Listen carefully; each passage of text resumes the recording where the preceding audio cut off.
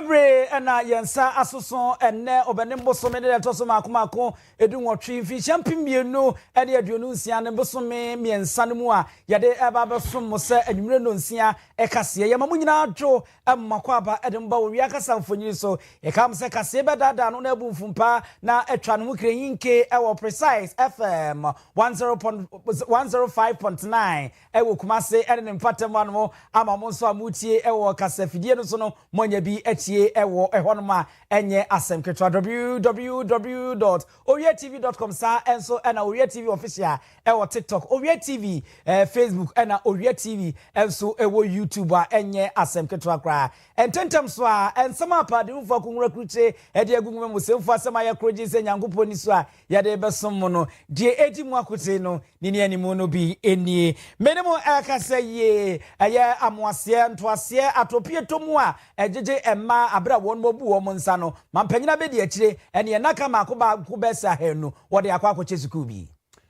Monetary Policy Committee won wo my Ghana sika krabe ba time won mo kire se policy rate no yemfanyina ha mu nchemu dunai sa enso na woso afo hwe sika sem nsam so de aba betudwa se eneyi wo mo ba befa edmanfo my sika krabe ba time no ene ewiase amansanka mu ko ne fa wo mo ehwe sika krabe ba time ne so akopie mo mrahye bedwafie na wo mo de atudwa so baba my Ghana chidom se be ye sika sem emu kontabuo frenchim betimi adadi edom kuma na de abatudwa se enkane abo ni nsuo eboa aban no ateso no esa won twan so bebre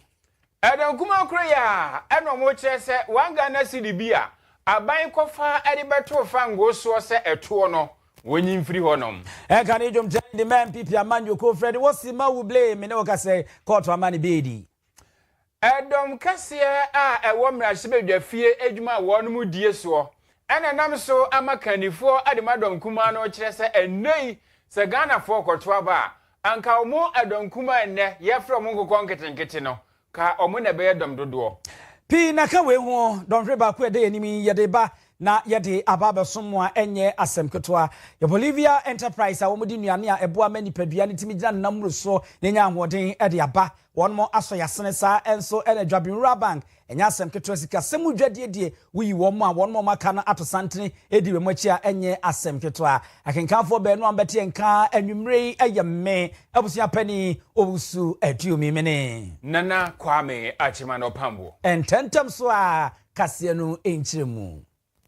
Ghana mpena be de eche yobinfu okunyini na najin opoku ajeman endisi amanyuko nto abo a wono boye ebie emeto Ghana foasomu no nti wom dombo krobotie kwoto abama wono bie ende se wotwedi ampo ne Ghana fo ya adom na yekusina nim ne kwoto abade mom no mbenya akonya ne se de omudi a ene ye bohye ni bie chenche kukuru fa a wom de beto Ghana fo tim ne se ombe momoden ano mo de ato ase ye de tupie tomu a ema wono mu konfiche no wom nsa son won moja so na echine ne bondo boa se na be ya ensone emfa wo mo ho na ense wo mo ho no ene engresi broni wose paadi wo mba momoden na o matena tese na o mache e de afiri majo a won mo ewo suku enketro mu eba e de kosi ntoaso mu a chese wo ma konfichire no se na be ya ebeboa mo mo su konfichire a wo mbenya bie botahen se won mo edu sad brana ebia na paadi 20 cedis ye a wo be yi sika no de akoto na wo de ato na se enu nti wonya bie no na amasku hu ekono aye na asem sanse wo koyie moja na ebe sono ho ama memma ne mrante ne maba wa bi mpo na fofo won mo si na twetwe so obetena fie kopem se ne nsabuo no ebetwamu wei wo mo de ba se ebetwamu kane ane de bode ahabanye ene bohanom ene ntmago ena ne ma no ede ye no ena atwam ya be wiase foforo mu na eno ne nei Ghana mampanyina be de eche de wo se ede ayoyo na wo mbɔhye na omuguso omo ye na Jowulu special school when aye ne aye mam ye nananom ye wofasenom ye nuanom a won mu dam sonko kra nyame hye da bo won fefefe won mu school yi na wode kɔ ya wode kɔda wo mo na eno na kyese enam so ama enkramantam wo soafo wo no mo odumanyamfo Linda Okro wode nsem sei ede tudwa ehye NDC won bɔhye o mo hye yiri mo kena that I stand before you to donate this sanitary pad on behalf of Her Excellency Professor Nana J. Vice President of the Republic of Ghana, as part of the government's commitment to make menstrual health and girls' dignity. The nationwide free sanitary pad distribution program launched on April 24, 2025 by President John Dramani Mahama serves to combat period poverty, reduce school absenteeism, and improve menstrual hygiene for about 2 million girls from primary 5 through senior high school. In support of the President John Dramani Mahama, Her Excellency Professor Jenana Okoku-Ajiba, Vice President of the Republic of Ghana, is distributing about 30,000 free sanitary pads. Pumpuni mantam swafo no nyamfo Linda Oklo ona yeteni kanana suku yi ewo ayawaso west municipal enkran pumpuni mantam se medical kanwo na abankra chepanyina wo municipal chief executive officer MC eye Dr. Michael Mensah ono nyamfo nso eso mu sei e na wono nso echire mu sei. Symbolic in the sense that we are gathered here in fulfillment of the manifesto promise of His Excellency John Dramani Mahama. Through the performance of the Girl Child Foundation, and that is why we are gathered here. Today is also symbolic because we are having this donation or presentation at the Jolu Special School. You are dear to our hearts, and we know that special people with special needs are delegates, and that is why we have chosen this particular school for a donation. Today is also symbolic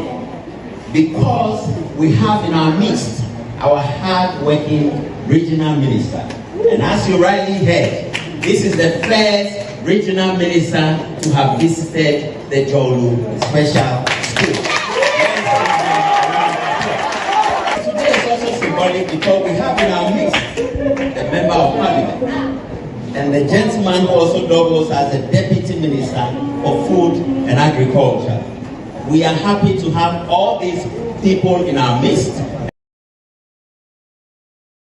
Mote someone ya na mo hia sam na eye hia de pa wo se nipa eba mo emwa enunti ena naka mako besa hanui mampanyini ene na be de eche wo mo e de abena wonhwe eni ka bakwasem binsi da so for one camp mpene mantam se wo ba musuku yi mu no e binsi da ene oba wo no wo bo adwuma wadre pa Linda Okuru enkran mpene mantama mo se wo ha wo so for be de eche ohwe kwadwuma ne ho nsam so won se wono so ha no ma chese ni nyina ka ho ena ahyemu ekena wo na ni nyina mu no ebe hu masua so ntotoye ne ho nsam e wo mpatam ho no ma owura ye amoten enin won oda no so hwe ade we besi aboa no kra no ebetimi aboa memma no kra no mprewanyi nsen etimi atwe mo ho afiri ho. To have the regional minister visiting us to do such kind donation. This donation is not just a mere donation. It speaks to two main issues: personal hygiene for our female girls and then protection for them. So the special school has 3 children, and then out of that we have 57 girls. And this kind of donation is going a long way to ensure that they observe personal hygiene during their menstruation. It's going to protect them from all kinds of infections and empower them, give them confidence so that they can be in the classroom and learn. So my dear special female girls, you are special to the President of Ghana, you are special to the minister and all the dignitaries gathered here. And I must say that we are so grateful to the minister for this kind gesture. We say thank you and we God with you. Musronko mudamu fua moye se wowia mo sransa nsonoma enunti ena mampanyina adwene mo a wode ne ema de abebromu ne beboa kra na ahonidie ne ahote de e de aba bebatai ho na asa abo ho ban ayi mprewanyi nsen e de afiri ho enwomesua ho ntotoye municipal education director Owia Judith Amwaten enin ene eteninken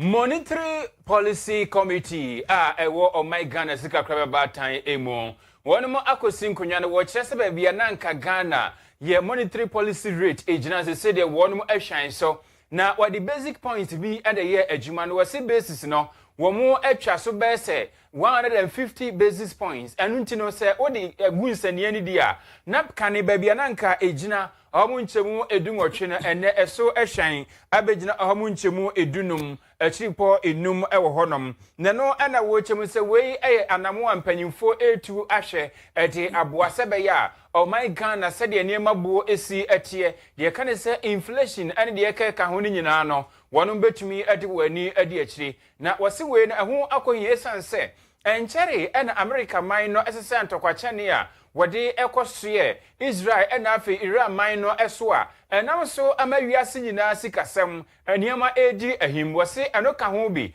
ena ama policy rate for no wonmo atimi akosi nkonwa atoato adwena wonmo ayese baabi akane na ejina no ewoso wotumi hwan so na niema tumi ditoye se de be ya o my Ghana adehye yenya eho atenka kese bia ewo mu na enensantwofo nhyiemu a wonmo eyeye na amrado a Ota o my Ghana sika kraba batan ano Dr. Johnson Esiama ene kasaye ena wo chemise committee no wonmo entina so de biara danya se bia wonmo de sempa ya betu dwana no makope ba bia da nemumu no wonmo de wani edidie ekoso ewo Israel man America man ene Iran man na chi ena nam so motu sa anamoyi wobata akoso de watumi de wani adi akire se ho behia se bra no wonmo behwe no watumi ayensa kire wo mu a eno nso wonum behwe na watumi aye ho adwuma na osi committee no wonum ni abre eguso aye nhye mapa ede aboa se de be ya Ghanafo ebetumi anya ahoto awe sikasem ensem bia Dr. Johnson Esiama pass through of higher crude oil prices and escalating geopolitical tensions. In the view of the committee, despite these upside risks to the inflation profile,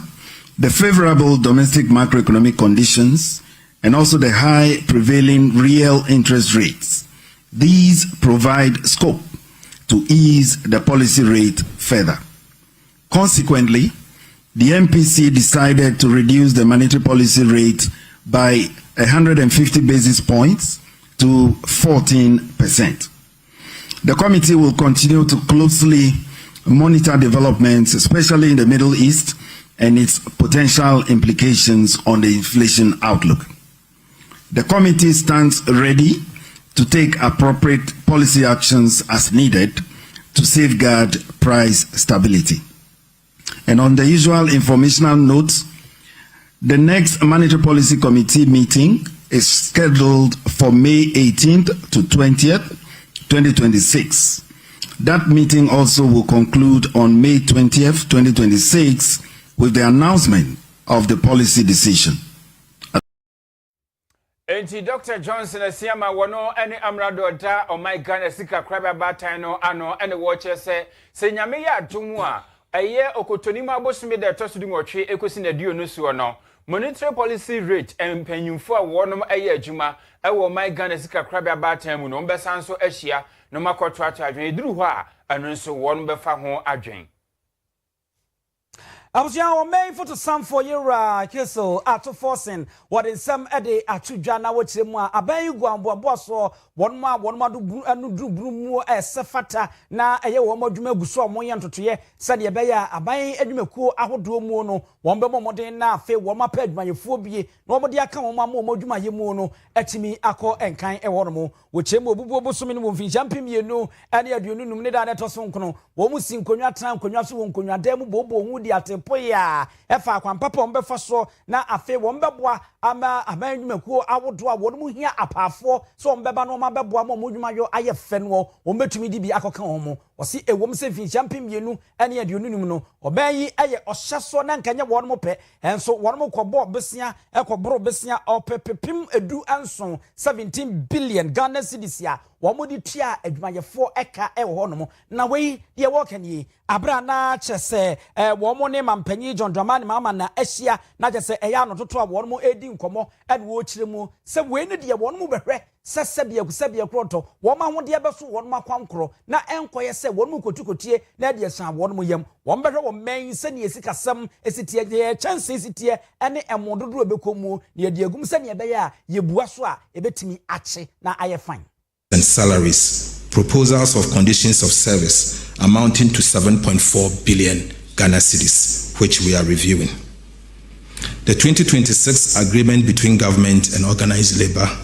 still holds. In fact, per the 9th November 2025 agreement on the 2026 base pay, government committed to engage with unions on outstanding conditions of service and undertake critical recruitment into the public service, all within budget constraints. In this regard, government has commenced processes for the recruitment of staff into the public service. Fair Wages and Salaries Commission has also commenced negotiations with organized labor on review of conditions of service, and very soon we'll be approving them. The reason why there's the need to take a closer look at Ghana's compensation are that the 2025 non-oil tax revenue of 183 billion Ghana cedis was only enough to pay for statutory transfers and debt service. After paying statutory funds such as District Assembly Common Fund, GET Fund, National Health Insurance, and debt service, what was left was not enough to settle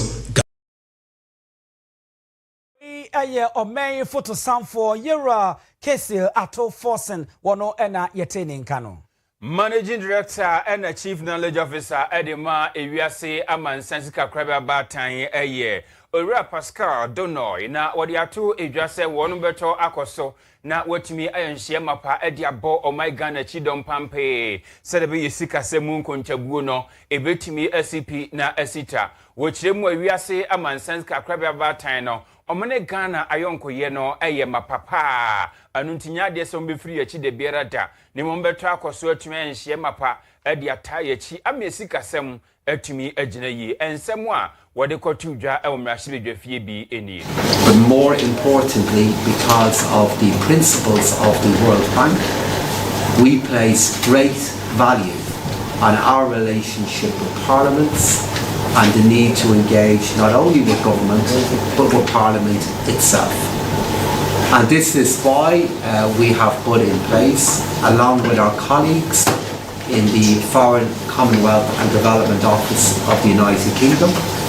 a programme of funding to support capacity in 5 parliamentary committees. And we are very committed to looking at how we can maintain this relationship and also strengthen it in the years and time ahead. In terms of our relationship with the government, the parliament and the economy of Ghana, our overall mission is the role that we need to play in the creation of jobs within Ghana, in ensuring that the young people of Ghana have the opportunities for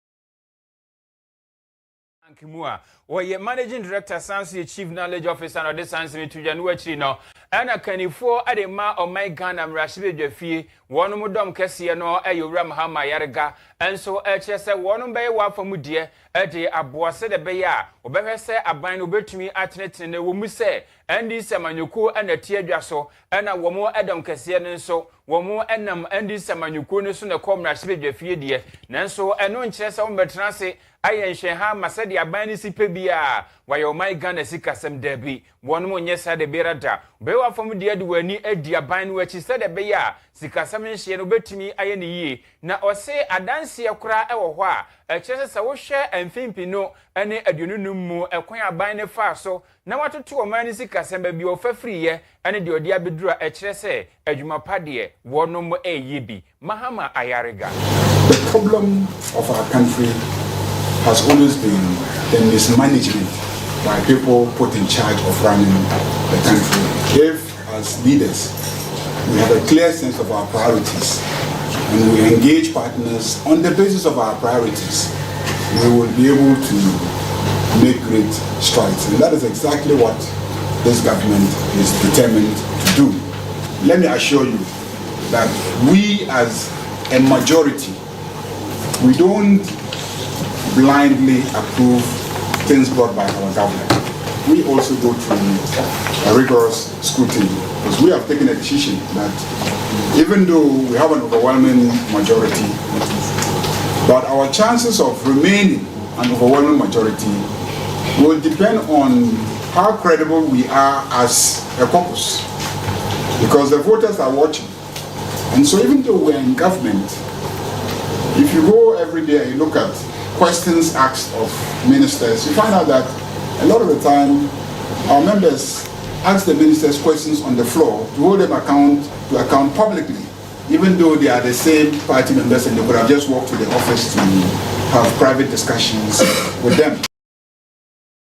Abusani pa yetini ni kanifo edema omai Ghana mrashide defie edom dodo no owura mahama ayare Ghana eno achi no opanyina wono eneta edom kuma no anwo mrashide defie Alexander Afenyoma Ken enso kire se won musbe wa famu die se edom kuma ediaboa na mu wono de wodentansa ene kwadu esoa aban ne se ase wo ba yekua dwuma a wo sen komo na ni eku ho na wo hwe edi sika wuram no akoye anutuhuna akwa ena wode eko basri nemum sika no aban no emfa bi enhyeku adwuma emu. So much less is being invested in agriculture, and it appears government is so much into this gold board thing, using gold for reserves to stabilize our currency and all. We see it as a bubble. It cannot be sustained, because if maize farmers, rice farmers in Ghana do not get fair pricing, and now import is cheaper and their rice is going waste, they are not getting market, and there's no plan by government to help create a market for them, then it's a problem. So as part of it, we are happy that you want to focus on agriculture and help in the investment in that direction. So it's a point we felt we should also emphasize, so that policy in the area of agriculture, AI-driven agriculture, technology and irrigation and incentives for them by way of grants for those youth who would want to go into commercial farming. Nipa wade sansemi tuja kanifo edema omai Ghana don kuma umrashibe dwafie owura Alexander Afenyoma Ken. Absent former Moniji Agudie Winsam Champions League na ekoso nyasem keto mpempem no kasa yi no Barcelona ani Newcastle woma bosima bese eduasa enson mienu Rafinha Simensia eno she first goal ena Elanga ete ekanama Newcastle Bena ache de toso mienu ena Elanga na asa ateka no ede ama Newcastle ehuru ewo ho agigede me no kasa yi eye tretre ewo ho no mo yentoso na yemfa emamu Edom kuma wo man Ghana mrachebe dwafie abeka no mo atudwa se wonom ntrase maduadu mfrani mesi krotia emmeso empro egu fo ma bro potokura nkwatnase ni no resade wa bra yenwene nam wonom ka no matwene we se ayefo yede de ko ma ayefukuru no ma kire mu se enei abane de abatudwa se wo hanyi chemu no be se enan achi podio wotwe be se baako wonmate ade afri nkania so saa enso ena ensio so wonoma ate hanyi chemu no be se miensa ena ede afri so ewo ehonomo na eno no mu kire mu a so we nkontabudi a wono bu ye na ano no a o men ye kan sika sam inflation no wono kire mu ofa baako no ofa mienu no wo mu ede kogire hanyi chemu no aduonu emienu achipo aduanan enkono na so na wo hwe pa ba bia na nka wo segina no eyo hanyi chemu no aduonu ene miensa wono ma ne boroso saa enso ena de toso miensa no nso wo mu de kogire hanyi chemu no aduonu achipo aduosia enso a eno so wono se na nka ebo se nka ye hanyi chemu no edu baako ti de omo kade akosie ni se enkonta no wo bu ema ne boroso enne ma enkane ne nsuo ntumu no nso no wo mo de bo no bae no na ahwirihwiri sapo nchene a wo firi nsuo mu no asi asase pese so yeyi nti no wo mo ade ato aban nanim se wo besre anya hwe no aprekens ma de ne ba ekokogya ya wamfana nkwa nkogya se hanhamani mfa ne nkyere no na ebo wo ye se wo tu kwa no akwa aba eno to wo moden se ne be ankane abon anya hwe no wanyi chemu no edu wombeyi no mode afiri so ehwe so ama niema etimi akonkan ede ama wo mo edom kuma no kasa no sei na Owia Collins Adomako Mensa wogina mu na ose applied the projected exchange rates of 15.6974 Ghana cedi to the dollar when the actual interbank average was 13.5166 and over projection of 2.18 Ghana cedis. In quarter 4, the commission projected 12.3715 Ghana cedi to the dollar against an actual of 10.8733 and over projection of 1.4982. We acknowledge that in quarter 3, the cedi performed weaker than projected, with the actual rate of 11.44 exceeding the projection of 10.3052. However, this single quarter of under projection does not come close to offsetting the substantial over recoveries recorded across the course of the rest of the year. The combined effect of these inflated assumptions is that Ghanaian consumers were charged tariffs based on an economic reality that did not exist. The cedi was stronger than the PURC said. Inflation was lower than the PURC said, and yet tariffs were set as though the worst case scenario had materialized. The MPP did not sign an agreement for perpetual increases. Every single increment imposed on Ghanaian consumers under this administration is the direct result of the policy choices, not the terms of the IMF agreement. Let the record be corrected. We call on the PURC to urgently review its methodology, using verified actual economic data to implement a corrective adjustment that delivers genuine relief, not less than 10% to consumers in quarter 3 of 2026.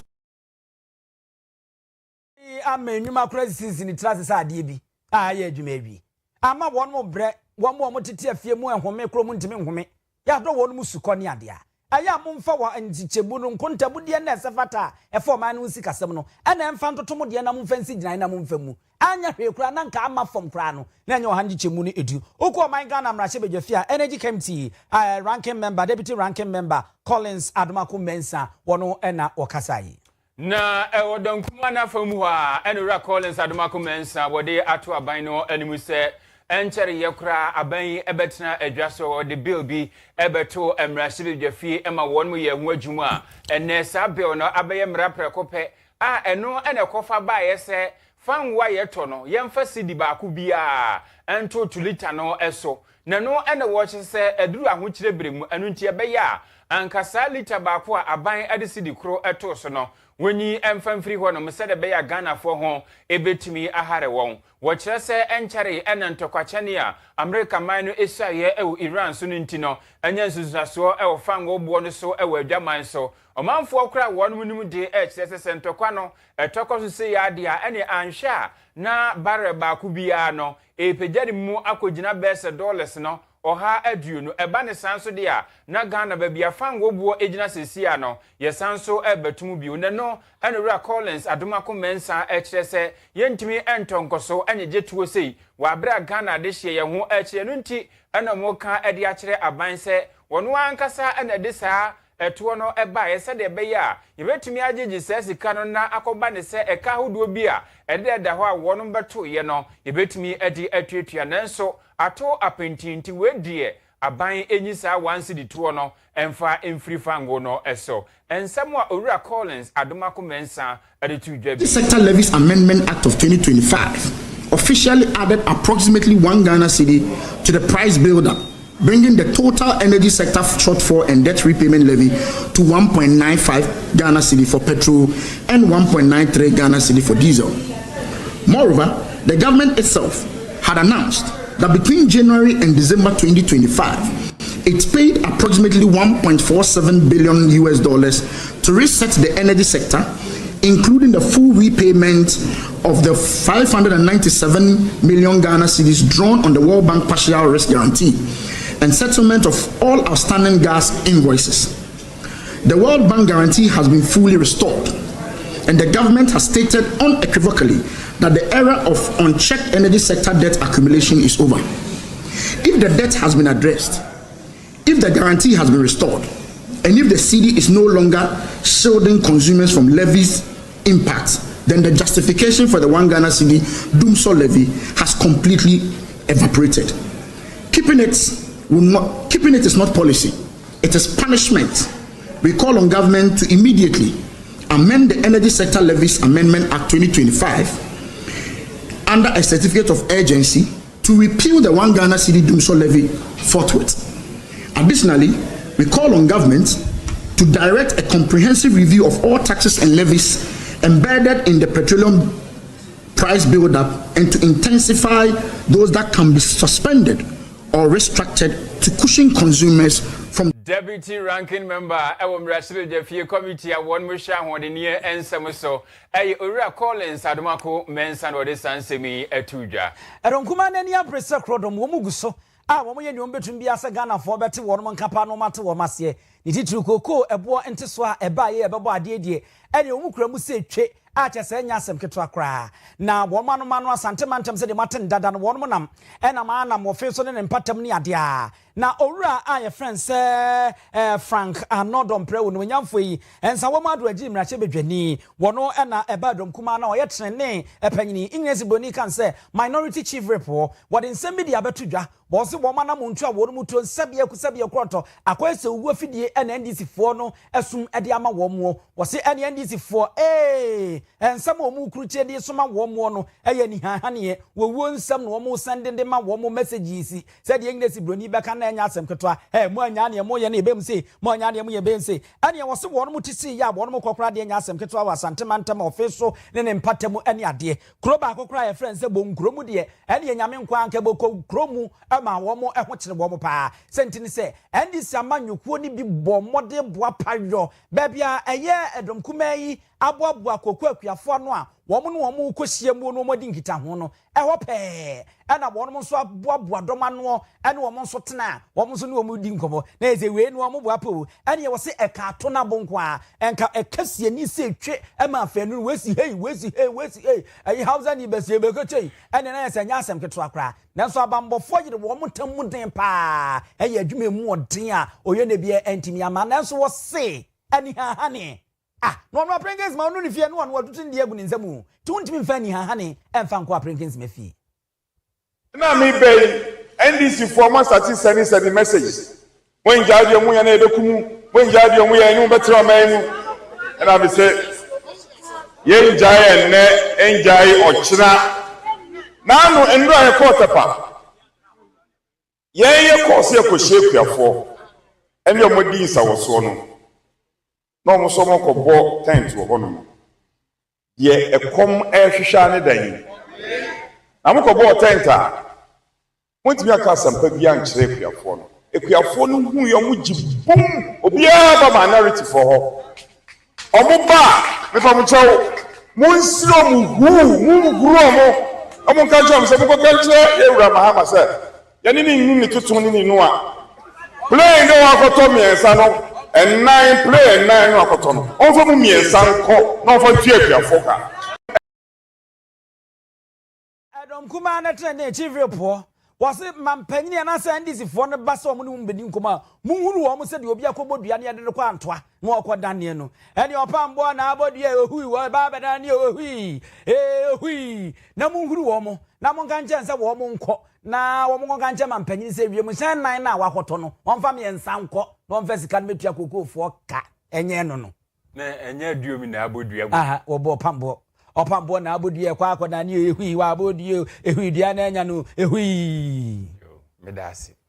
na edonkuma amrasebe jafie kandifuo wasanso yefutu mpesi so mrasebedwani ayura Alexander Afenyo Markin wadi atu ejasese nei ena Ghana for ekoto aba anka wosuse anka wono beto aba ede ama NPP amanyoko mrasebedwafo ama wono akoye edom kese mrasebedwafie sense enei die ye ohoya NDC amanyoko no enekita edom kese ho no wadi sanse mitudwa wabra adesiafo a wono eye NPP amanyoko ni ma a poto kasem ye fronse Eye Tertiary Students Confederacy TESCON ekuo mai ekosra wonom ewo emrasibedwafie ana ode eto wonom animsesa wo hwete bia Ghanafo ewo mu sesia na de toto ho a enkenei ana Ghanafo ekosi agina anka wanyi ni sese de wonom si esi nkonwa na omoto abane bum edema NDC amanyuko mrasibedwafo no enkombe ne sa de berada wonu se enkombe sachira wonom nsa ama enei edonkuma no akoye edomkese na afedomkese no nso abaye enkokọ enketenkete owura afenyoma ken eto aso na wo kire se aban eba ohye Ghana mabunu boti trupa efa 24-hour economy no eho na osi onkai kra no ene anwumu a na wonom eto wodi asempa na bo 24-hour economy na enyum ni diachire wo kan wo beyo enso one mo ba ye 24-hour economy ena adane se wo bikita kura na ohun kotokuo kura na wode ahyebose abua ka ban nisim wadada Ghana fo yi papa Alexander Afenyo Markin. Like I indicated some few days ago, if elections are held today, MPP will be in the majority.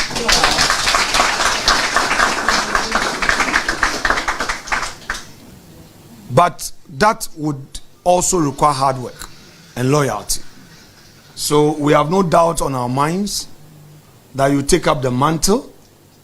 We are in opposition. Do not allow division to break you down in your various schools. We all know what is going on in the economy now. Our friends have deceived the entire nation. The promise of increasing cocoa to 6,000 per bag, not only have they failed, they have rather reduced the price per bag of cocoa. 2, electricity tariffs. Throughout Akufo-Addo's 8 years, go and check PURC. In 2018, electricity tariffs were reduced. Within a year, they've increased the electricity tariffs to almost 30%. But even in reality, the tariff adjustment is costing Ghanaians more than the 30% on paper. They promise 1 job 3 shifts. They use that to deceive our youth, to deceive those of you on campuses. Today, where is the 1 job 3 shifts?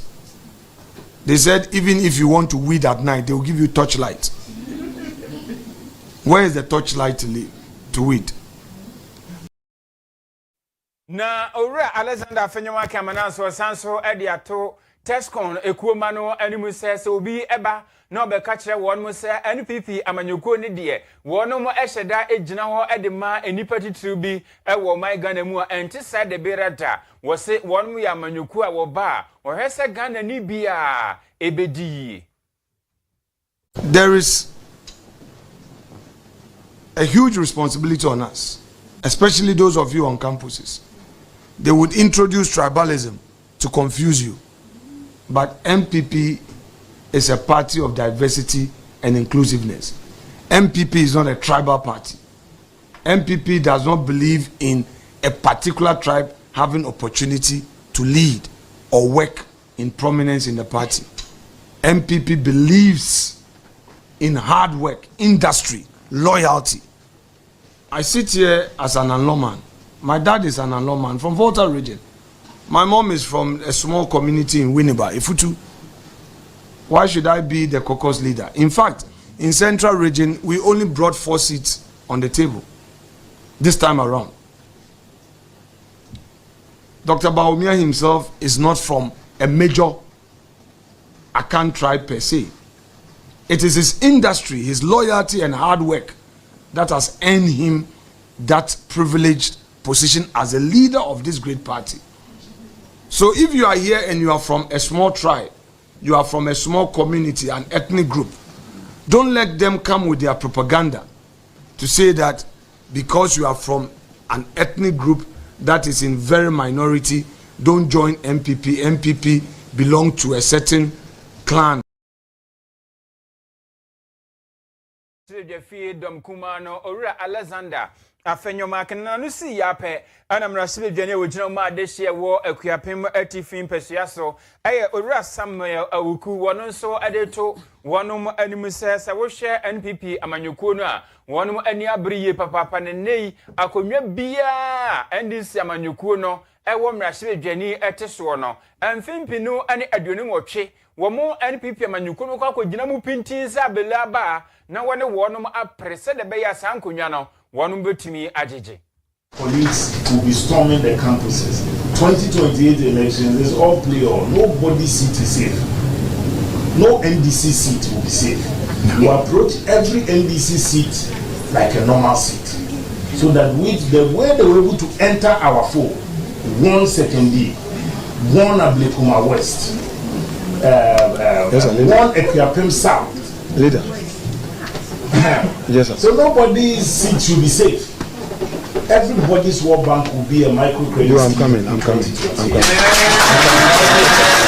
Enti Owura Samuel awuku wono ana emrasibe dwane ogina ma dehia ewo akuapem north ana wo kyese akonwa no amfimpinu ne aduonu nwotwe sede eye asabio na ntwie bodua anka ne to no konfo nso enka ne nsem wo mu ne NDC amanyuko ni besia ni pa ama akonwa bia won mutumi bowura mu se hode na nka ye NPP amanyuko na dwosuo agi free won mu nsem no o masanso akohutiri efri NDC amanyuko ne nsem baby e me den se obia World Bank ebe dan microfinance no ho na e me den no nti wo ya no ahwe first half na bawie Barcelona akra na woni abrewa bi twempena no ya me wo de penalty ehye ba ko kan 3-2 ena omde eko first half na enye asem ketwa ye twen so o meba na second half no omde abehye so ye to akase nso fam anko na abenya no sa precise 105.9 ena Owia TV ena waso ene wani guso a utie na wo hwe ewo ho no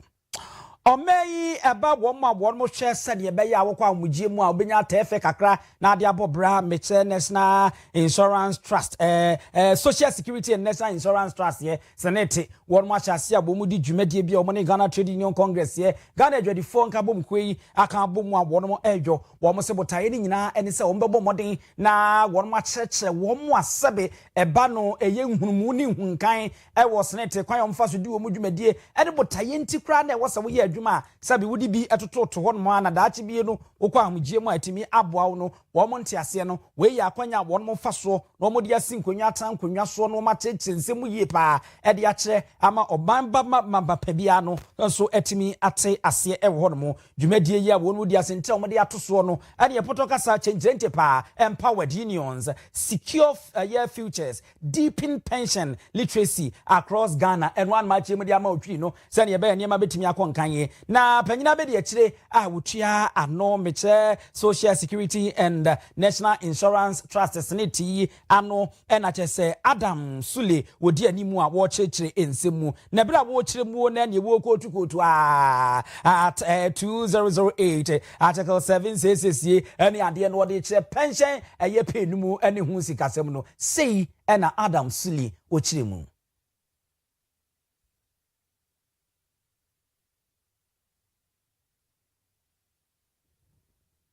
Inequitable distribution of specialist staff across the region is a challenge.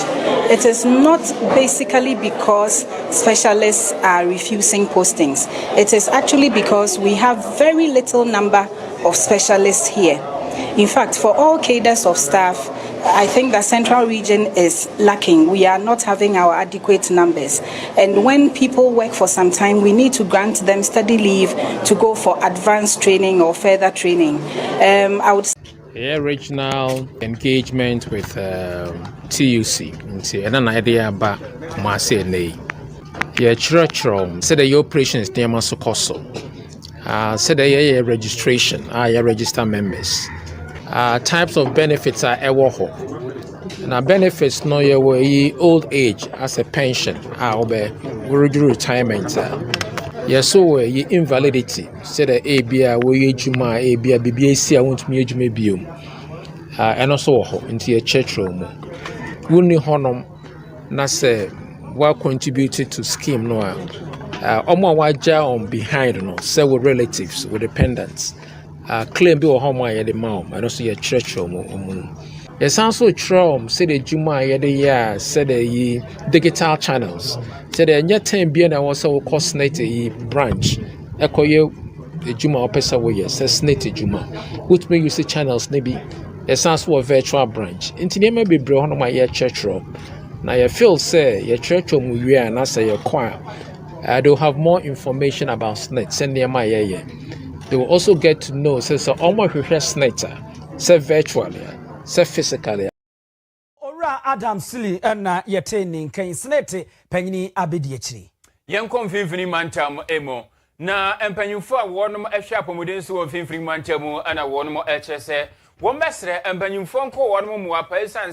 se ba apomuden emu aye wonom a womo ahyeda agentete se yede yare sei ene yehwe de kan se specialist na wochiremu a eho akọ atwe ewo emfinfini mantam yi papaapa de titiri se wosesa wo ba hodomu a ontumi mfa wonsa ensi ubo enkase wedie wagentete efa emofra hwemu wasinipa korokora eniho a waben ewo mu ebasa na eha adwen amapomude ho nsem eto ape na we Dr. Alberta Ejaben Brichum wono ana de ton sentwerefo animu ana wo kire sese wo hwe emfinfini mantam ho a wo mo besrewu sesede ebi eniho ana wo mo kura kakra ya de wo mo ba no se omoba no mbehwe sese bio se die nkronketua ne sitia ne se die emfimfiri mantam asi akoye na wakra se miko live oko live o mbabio na wapekuru kasiem se bio na wakoye ho adwuma a wo kiremu ha adwen nti sese no wakoye kwankyerefo panyina wo hwe apomudensi wo emfimfiri mantam no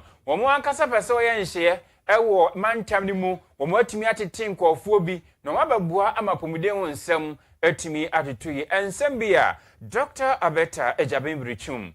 Inequitable distribution of specialist staff across the region is a challenge. It is not basically because specialists are refusing postings. It is actually because we have very little number of specialists here. In fact, for all cadres of staff, I think the central region is lacking. We are not having our adequate numbers. And when people work for some time, we need to grant them study leave to go for advanced training or further training. I would say that things are quite difficult here. And so after serving for a while, when these cadres of staff are granted study leave to go and study in the bigger cities, especially Accra, they often do not return after gaining the added training. So the number of specialists in the region is very, very little, especially in the Ghana Health Service. Because we have a teaching hospital here, if you add their numbers, it may look like we have some specialists, but sincerely it is bad. When you look at Central Region on its own, we don't even have a pediatrician. About a month ago, the rector also came here to have a meeting with doctors and specialists within the region to find out how we can have our... Dr. Alberta Ejaben Brichum. Yemfa yeni enchem ewo Ghana Armed Forces asrafo na me no ka say enipa besa ahenum wonman nsa aka wonmo krata eniema ebehia wom ne bedi wom akagiremu ne beboa wom no motimi ede akwaje ntete training ye musumi ensia no motimi ababeka asra adwuma kuo no ho no ene enipa ahenumi wonmo nsa aka English broni cancer prospectus ene enya asem ketwa kra na Ghana Armed Forces ye musumi nsia na makan se wonmo kọ no makoye training mu ode agege ntete entretene ene ade amanema atimi akonkan ewo ho machi ye kwa ma no so na ye ne yera inok tete opata wono public relations officer de ma two garrisons honomo ye ne no enkodi enkomo ora wadaruma ene de ne ambrase mo ria kasa mfonyisini ye mo adwo emo akwaba ameje so bacho se din no minyani ye de no Merase. Wadamu mayenwu weno edie ena kadia chena die ne wose yeyo ewo hono mo prospectus ne woni e ma be. Say yenim say official serious that recruitment exercise no. The stages are a man applicant in firm was a CFI documentation, body selection or one exams, aptitude test. For the vetting, medicals, into the stage of almost go through all the stages of my successful. It's now when I say omo ba no mo peje omo appointment letters ne wo mo prospectus niam a wo mo be hia e wo training center ho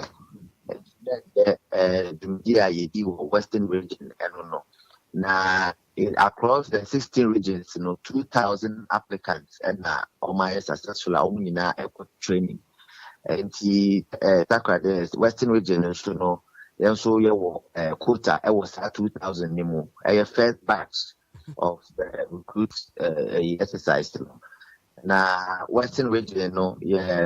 army applicants near 61. Navy 41 and year 21 and the Okabomwa in all the Western region first batch 123 prospective applicants are almost successful almost training next week 27th of March. Okay, wadamu we know mamisa we na yi ho mamenhwe sa recruitment exercise koso ya say ebinumu anya nkrata e wo so mo medical si eno abi na ebinumu awie o mu de ya na say we yefoforo and no I say I mean started first military started first and other security agencies no and the military yeah no the first batch ya mo be training no. Okay. Ora anywure ye na ase ni nchemu a wo de amaye. No, Abjafo ye call second garrison na public relations officer Ora Inoktete Opata wono ene ne ekobo nkumi na bra director general Air Force Navy and Army wo panyini a wono kasa de ma womo wo Ghana Armed Forces of Veronica Azo wo cheche ensemu ni womo a womo nsa aka wono nkrata yi no sei no no nso echire mu fai. Process, as we all know, started last year around November. And it's in various stages. And today, the first batch of recruits who will be going for training came for their prospectus. And this is being done in all the 16 regions concurrently as we speak. I must add that this is the first time we are having recruits pick their prospectus from various regions. In time past, they all needed to come to Accra. So that's a new dimension to our recruitment process. In Accra, I can speak to that because we just came from there. We are expecting 507 in Accra, comprising Army, Navy, and Air Force recruits. We ane era wakasa edema Ghana Armed Forces ya mami Veronica Azo wono ena wachensi munu. One more tuto Nadia awe na chi ebie mechire scrap dealers mienu. Ana watchere se amanfo atwahye won mu so adi won mu mpamra ama won matwa nanom ewo ense do watchere se sare wusemi esi wabra won mu esu se akoda wonya bese mfinhia miensa abemu a ena won mu akire no ede na hyebotum ede no ekro asante mantamu biabi efrose ntensere ana watchere se sare wusemi esiye won ma woni samu bi ekire se akoda wonya bese mfie miensa abemu ano na wani ni nua baba ko no so nya emfie nkuno enenam na no ana won mote se abaya na wonya emfie nkuno no etiatia mu se wachiri mi nua ana omanfo no ye ntem na won mu bisa mu ana akwada na ichiri mu se ni nua na wonya mfinhia miensa no ana won mu atontototo saa ana de bena bi ache no ede no ahye botomu omanfo na nya abotire kora ana ntem so woto hye ba ko so amunmu ho a omudi ne mpamro amotwa nan wonse do kraka wono nso odwane ekohye me yahodo a womo kra womo nade no nso manfo no kwoto hye woni so a wono nso wono buru na watwa nan mo ewo ense do won ma wani krotwa wisi a wohune santemo ehu de ekoso ni bi ene da ubofo di nkomose efi sorba na masoma monte na profa baka Yes, bia mutamo bana dimpize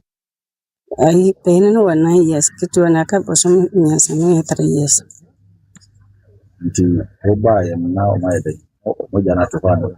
me ba no moja na tofano metama me ba no oma de no ko committee no fona ko je sasa dano no mo ewe if you sorry na ba na mesoma wa ma me bi wa ha na mesoma ho no bedu ha na o mo che o mo Njibra ko jiwo mo hamere obungo Pacho ne mini ho me ba na sam na siewi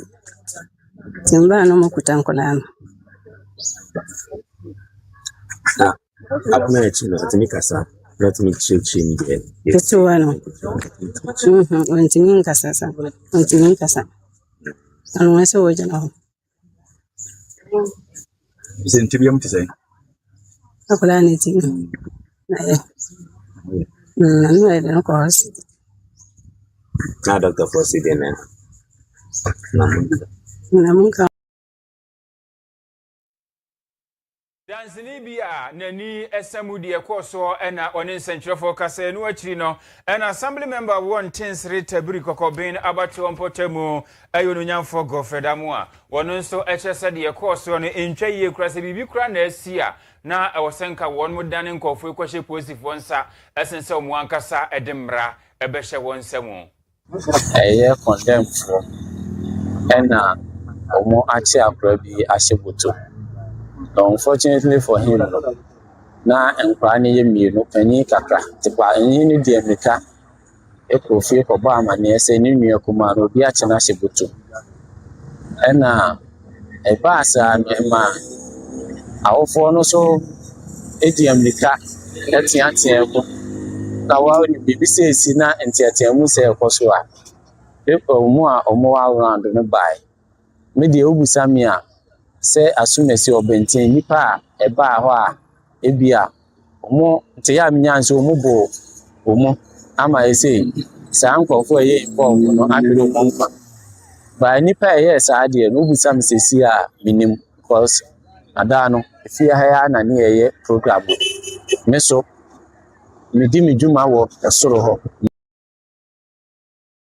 Fredamu a wono ene ye assembly member e won tinsre tabri kokobin abatu ompotemu ono de sans mi tudwa no achi no ena wonu a atoto enade a awena chin ene na de bren wonu mu ewo enkabo mu kuo na asante mantemu kanifo a woda wonu ma no Abubakar Aminu Champagne wode adesede ato IGP ena afi His Excellency John Dramani Mahama ene omentemu afo panyimpa enimu se obesre oma tentrene enye adwuma esan se de omonkwa ene da esane mui attacks no de edoso say scrap juma no ni ade bi na friend say like ade we na di garden say okoto scraps onu do pia onim say okoto scraps enem say nipa boni for so ka ho eye wudi samo ye juma no omuntimi identify mo we mu na scrap dealers we mu nye scrap dealers obi timi ko for bidia different person betuma no mu di attack na yede ade attack no enam se o mo aka cho mo say scrap so na be ye Sebejina rehusemi so na yede enwenu nsia kase boni nyina asi ewo hanutie efri Owia TV eso ena osanso etie efri precise 105.9 FM eso ya Bolivia Enterprises say yen kan kire wo se ene what the future life smart food aba aduane papa eni na de yetie emane damu sronko ene se we no mahye da sone nuane ne so ene mu ene pa no wodi aye aduane ane ye eye mremremre enti anadwo da so mensore anadwo da so mu nkosi fufuo ho na nwe ne dwe na nye eye ukun ho ene ya Bolivia Enterprise the future life smart food aba ebistu immune system ne kamesanse protein fiber vitamins and minerals ashemu ma se chom ne yenso enye den kra eno ane se wodi agu adim na afi wodi nsu agu no wanum na wadi wade kama hwehwe ya Bolivia Enterprise achiri kwan ewosofo like alignment wodi wani achirim ewpatase kwan ne so na